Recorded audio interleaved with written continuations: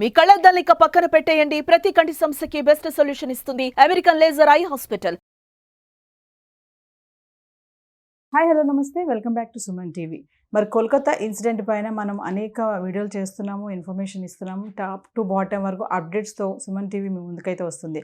మరి ఈరోజు మనతో పాటు స్టూడియోలో ఉన్నారు IPS officer and investigation officer Reddanna గారు. సార్తో మాట్లాడదాం. మరి ఈ కోల్కతా కేసు ఇంకెన్ని మలుపులు తిరుగుతుంది?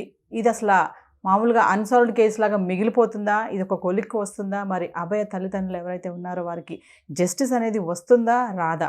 మరి సార్ మాటల్లోనే. నమస్తే సార్.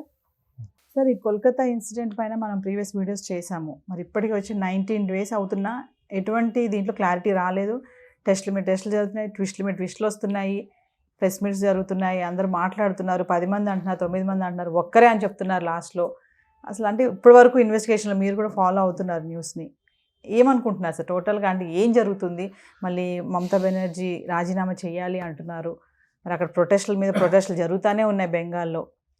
ఏం జరుగుతుంది అనుకుంటున్నారు అసలు? ఇప్పుడు ఏమి యాక్చువల్గా జరుగుతుందో అది ఎలక్ట్రానిక్ మీడియా కానీ ప్రింట్ మీడియాకి కానీ తెలియదు.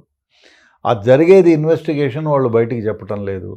ఒక్కొక్కళ్ళు ఒక్కో విధంగా అంటున్నారు. దీనికి ఒక ప్రామాణికం అంటూ లేదు. ఎందుకంటే సిబిఐ వాళ్ళు ఇన్వెస్టిగేట్ చేసేవాళ్ళు ఎవరైతే ఆ ఏసీపీనో ఆ ఇన్స్పెక్టర్సో ఎవరైతే అలాట్ చేశారో వాళ్ళు బయటకు వచ్చి చెప్పండి ఏం జరుగుతుందో తెలియదు.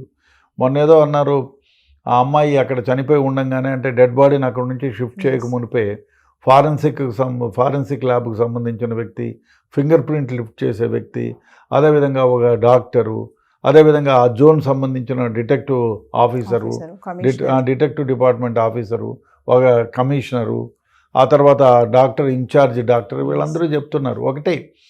అంటే దీంట్లో డిటెక్టివ్ ఆఫీసర్ని అలాట్ కాకుండా ఎందుకు వచ్చారు? లేదు ఎవరన్నా ఆఫీసర్ కమిషనర్ లాంటోడు పోవయా నువ్వు అక్కడికి వెళ్ళమని. ఈ ఫింగర్ ప్రింట్స్ ఆ తర్వాత ఫుట్ ప్రింట్స్ కలెక్షన్కి వాళ్ళు ఎఫ్ఈబి వాళ్ళు వస్తారు, ఫింగర్ ప్రింట్ బ్యూరో వాళ్ళు. కాబట్టి వాళ్ళు వస్తారు, వాళ్ళది కార్యక్రమం. ఫోటోగ్రాఫర్ ఎవరైతే ఉన్నారో ఆయన ఫోటోలు తీస్తారు. అదేవిధంగా క్రైమ్ సీన్లో మెటీరియల్ ఏమన్నా పడి ఉంటే తీయడానికి ఫారెన్సిక్ డిపార్ట్మెంట్ వాళ్ళు, ఇంకో ల్యాబ్ అసిస్టెంట్ వస్తారు. అదేవిధంగా సెమను ఇట్లాంటివి, బ్లడ్, హెయిర్ కలెక్ట్ చేసి ప్రిజర్వ్ చేయడానికి వాళ్ళ టీం ఉంటుంది, వాళ్ళు వస్తారు. అంతేగాని వాళ్ళు వస్తే అక్కడికి వాళ్ళు ఎందుకు పోయినారు, అక్కడ వాళ్ళు చేసిన కార్యక్రమం ఏమి అనేది ఎవరైతే ఇన్వెస్టిగేట్ చేస్తున్నారో ఇప్పుడు వాళ్ళందరినీ కూడా క్షుణ్ణంగా ఎగ్జామిన్ చేయాలి. అయ్యా నువ్వు ఎఫ్ఈబి వాళ్ళు, నువ్వు పోయిన ఫింగర్ ప్రింట్స్, ఎన్ని ఫింగర్ ప్రింట్స్ తీసుకున్నావు, ఎన్ని డెవలప్ చేసావు, ఎవరితో మ్యాచ్ అవుతున్నా అనేది ఆయన ప్రకోసమే. ఆ తర్వాత డిటెక్టివ్ ఇన్స్పెక్టర్ నువ్వు పోయినావో, ఎవరోని ఎగ్జామిన్ చేసినావు, సీన్ ఆఫ్ అఫెన్స్లు నువ్వు అబ్జర్వ్ చేసిందేమి, నీ తర్వాత నువ్వు ఫోటోగ్రాఫర్ని తీసుకొచ్చావు, ఆ ఫోటోగ్రాఫర్ సీన్లో ఏమేమి ఇంక్రిమినేటింగ్ ఆర్టికల్స్ని ఫొటోస్ తీశారు, ఆ ఇంక్రిమినేటింగ్ ఆర్టికల్స్ ఏమైనా సీజ్ చేశారా, అవి సీజ్ చేసి సెక్యూర్ చేసి కోర్టుకు పంపించడానికి ఏమైనా తీసుకున్నారా, లేదు దానిలో ఏమైనా ఫారెన్సిక్కి పంపించి ఆ గోల్డ్ కానీ, అమ్మాయి గోల్డ్ కానీ, లేకపోతే అక్కడ పడిన హెయిర్ కానీ అవన్నీ ఫారెన్సిక్ ల్యాబ్కి పంపించినారా? సో ఆ విధంగా వాళ్ళందరినీ ఎగ్జామిన్ చేసి వాళ్ళు అక్కడ ఆ సమయంలో ఉండడానికి కారణం ఏమిటి, అసలు అనవసరంగా పోయినారా, సీన్ డిస్టర్బ్ చేయడానికి పోయినారా, అక్కడ ఉండే ఎవిడెన్స్ని డిస్ట్రాయ్ చేయడానికి పోయినారా అనేది తెలిసిపోతుంది కదా. ఆ పిక్చర్ పెట్టుకొని ఎవరు ఈయనానికి, ఇప్పుడు ఆ పిక్చర్లో ఒకసారి చూసినామంటే ఈయన ఎవరు, ఈ పొడుగ్గా ఉన్న ఆయన, మీసాలు లేని ఆయన ఎవరంటే చెప్తారు ఆయన ఫారెన్సిక్ డిపార్ట్మెంట్ అండి, ఈయనేమో ఎఫ్బీబీ అండి, ఆయనేమో ఫింగర్ ప్రింట్ లిఫ్టర్ అండి అని ఏదో చెప్తారు. చెప్తే వాళ్ళని పిలిపించి ఎగ్జామిన్ చేస్తే వాళ్ళ పర్పస్ ఏమి, ఎందుకు పోయినారు, ఎవరు చెప్తే పోయినారు, కొందరు చెప్పకపోయినా పోయినారా, ఎందుకు పోయినారు, what is their authority there to be present at the spot of the అది అంతా ఎంక్వైరీ చేయాలి. ఇన్వెస్టిగేట్ చేస్తే ఆ ఇన్వెస్టిగేషన్లో కూడా కొన్ని బయటకు వస్తాయి. ఆయన పోయినాడా, ఊరికే పోయినాడా, డిస్టర్బ్ చేయడానికి పోయినాడా, ఆ డిస్టర్బ్ చేయడానికి పోతే ఎవరు ప్రోద్బలంతో పోయినారు, అవన్నీ రికార్డింగ్ అయితే మనకు యాక్చువల్గా తెలుస్తుంది. అదే కాకుండా సిబిఐ వాళ్ళు ఇన్వెస్టిగేట్ చేసిన అధికారులు ఎవరైతే ఉన్నారో వాళ్ళు ఇప్పుడు వరకు ఏమేమి కలెక్ట్ చేశారు, ఎన్ని శాంపిల్స్ కలెక్ట్ చేశారు, బ్లడ్ స్టెయిన్స్ ఎక్కడెక్కడ దొరికాయి, అది అక్యూజ్డ్ ఎంతమంది ఉన్నారు, దాంతో ఏమైనా మ్యాచ్ అయిందా, గోళ్లలో ఒకరు కాకుండా ఇద్దరు ముగ్గురు అయితే ఆమె గోళ్లలో ఏమైనా చర్మం సంబంధించింది ఉందా, లేకపోతే జుట్టు ఎక్కడన్నా రాలుందా, లేదా సమన్ శాంపిల్స్ కలెక్ట్ చేస్తే అవి ఎందరి ఉన్నాయి. అదే కాకుండా ఎవరన్నా కొరికిని గీరికిని ఏమైనా ఉంటే వాళ్ళ అది సలైవా అక్కడ పడి ఉంటే దాన్ని లిఫ్ట్ చేసి వాళ్ళది ఎవరిదని తెలుస్తుంది. బ్లడ్ గ్రూపింగ్ కూడా చేయొచ్చు. ఆ విధంగా ఇన్వెస్టిగేషన్లో అందరినీ ఎగ్జామిన్ చేస్తే మనకు అనాలిసిస్ తెలుస్తుంది. ఇప్పుడు మనకు సిబిఐ వాళ్ళేమో చెప్పరు, వాళ్ళ పిఆర్ఓ చెప్పరు. ఇదేమో మానిటర్డ్ బై సుప్రీంకోర్టు. వాళ్ళ ఆధీనం లేకుండా వీళ్ళు ఎవరన్నా నోరు తెరిస్తే ప్రమాదం అనేది పోలీస్ ఆఫీసర్, ఇన్వెస్టిగేట్ చేసే పోలీస్ ఆఫీసర్కి 100% తెలుసు. కాబట్టి వాళ్ళు నోరు మూసుకొని ఉంటారు. మనకి ఇక్కడ ఊహాగానాలన్నీ తారా స్థాయిలో ఎగురుతూ ఉంటాయి. అది యాక్చువల్గా ఇన్వెస్టిగేషన్ ఏం జరిగింది సుప్రీంకోర్టులో తెలుస్తుంది. ఎందుకంటే మార్నింగ్ టు ఈవినింగ్ ఎప్పుడెప్పుడు ఏమేమి జరిగింది సుప్రీంకోర్టుకి తెలియపరుస్తారు. కాబట్టి సుప్రీంకోర్టు అన్నా చెప్పాలి, లేదు ఇన్వెస్టిగేషన్ ఏజెన్సీ అన్నా చెప్పాలి. లేదు ప్రెస్ మీట్ ఇంకా కాక ప్రెస్ మీట్ పెట్టండి అని ఏమన్నా చెప్తే అప్పుడు చెప్పగలుగుతాం. కానీ లేకపోతే మనం ఇవన్నీ ఊహాగానాలే. ఏం జరుగుతుంది, ఒకరా ముద్దాయి నలుగురా, లేదు ఈ ఒకే ముద్దాయి ఉంటే ఈ పేపర్లో రాసింది ఫ్లూయిడ్ కలెక్ట్ చేసింది అదంతా అబద్ధమా, ఇవన్నీ ఇన్వెస్టిగేషన్లో తేలుతాయి. సో ఇన్వెస్టిగేషన్ గురించి వాళ్ళు చేసే ఇన్వెస్టిగేషన్ గురించి సిబిఐ వాళ్ళు బయటికి చెప్పడం లేదు. కాబట్టి ఇవన్నీ ఊహాగానాలే. మరి సార్ ఆ వృద్ధ దంపతులు ఎవరైతే అభయ పేరెంట్స్ ఉన్నారో మరి వాళ్ళు ఏంటంటే జస్టిస్ రావాలి, నా బిడ్డకి జస్టిస్ దొరకాలి అని చెప్పేసి వాళ్ళు చాలా ఆవేదనగా చెప్తున్నారు. వస్తుందంటారా సార్ జస్టిస్ అసలు, లేకపోతే మనం ప్రీవియస్ వీడియోలో అనుకున్నట్టుగా ఇది కూడా ఒక అన్సాల్వ్డ్ కేసు లాగా మిగిలిపోతుంది? చెప్పలేం. 100% జస్టిస్ జరుగుతుందని నా భావన. ఎందుకంటే ఇది there is lot of evidence.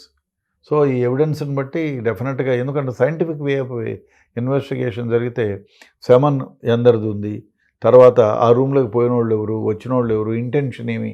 ఇప్పుడు కొందరు ఒక రకంగా అంటున్నారు, నార్కోటిక్స్ గురించి ఆ అమ్మాయి తెలిసింది కాబట్టి ఆ అమ్మాయిని ఈ విధంగా చేసి చంపుతున్నారని ఒకరి, అదేదో అవయవాలన్నీ కూడా వేరే దేశాలకు ట్రాన్స్ఫర్ చేసేసి ఎవరెవరో అవన్నీ దొంగతనాలు చేసి వేరే వాళ్ళకి పంపిస్తున్నారని అదొకటి.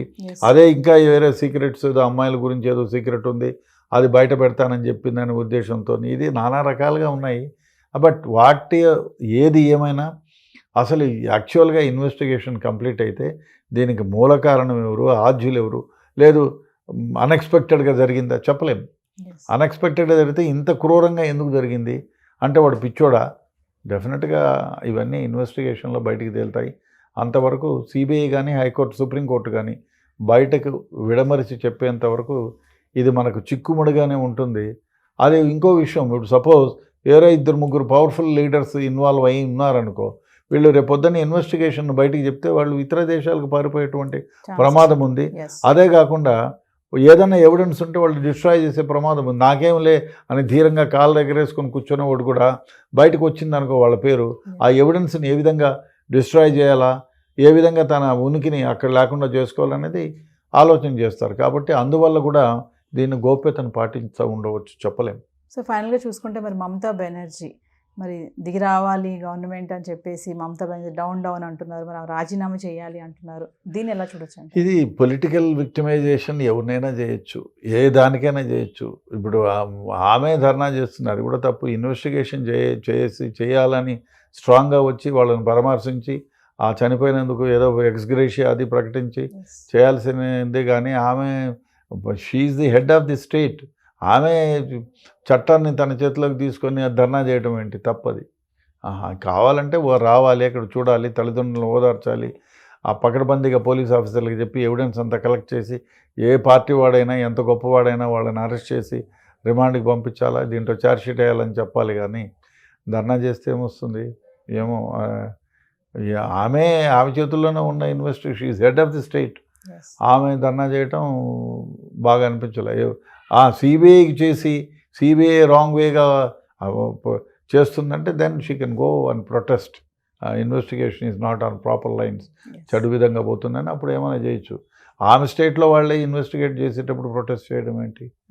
I don't think. అసలు ఒక సీనియర్ ఇన్వెస్టిగేషన్ ఆఫీసర్ లాగా ఒక క్వశ్చన్ అడుగుతాను సార్ మీకు, అంటే ఈ కేసు ఇంకా ఎన్ని మలుపులు తిరుగుతుందని అనుకుంటున్నారు? అసలు చెప్పలేము. రేపే డిటెక్ట్ అయిపోవచ్చు, లేదు అన్సాల్వ్డ్గా ఉండిపోవచ్చు, లేదు 4-5 మంది 2-3-4 దీంట్లో ఇన్వాల్వ్ అయి ఉండొచ్చు. లేదు ఈ తీగ లాగితే డొంక వేరే విధంగా కదిలి ఇతర దేశాలకు ఏదైనా ఇప్పుడు నార్కోటిక్స్ అనుకోండి, అది ఎవరెవరు సప్లై చేశారు, ఏ దేశం నుంచి వచ్చో తెలుస్తుంది. అదేవిధంగా అవయవాల గురించి అవయవాలు దొంగతనంగా సెక్యూర్ చేసి ఇతర రాష్ట్రాలకు, ఇతర దేశాలకు, ఇతర వ్యక్తులకు సంబంధించి పంపిస్తున్నారంటే అది ఇంటర్నేషనల్ రాకెట్ అవుతుంది. చూడాలి ఇది దేనికి దారి తీస్తుందో. క్షుణ్ణంగా ఇన్వెస్టిగేషన్ చేస్తే అప్పుడు బయటకు వస్తాయి. ఈ మర్డర్ కోసం ఇన్వెస్టిగేట్ చేస్తే ఇటువంటి మర్డర్లు చాలా జరిగాయి అనేది కూడా బయటికి రావచ్చు, చెప్పలేము. అవయవాల మార్పిడి కోసం ఒక కిడ్నీ తీసుకుంటానో లేక ఏదో కడుపు నొప్పి అని అపెండిసైటిస్ ఓపెన్ చేసి కిడ్నీస్ దొంగతనం చేసిన సందర్భాలు ఉన్నాయి. సో ఆ విధంగా ఏమైనా జరిగిందా? సో ఇవన్నీ ఇన్వెస్టిగేషన్లో బయటకు వస్తాయి, అప్పుడు మనకు తెలుస్తుంది. Thank you sir.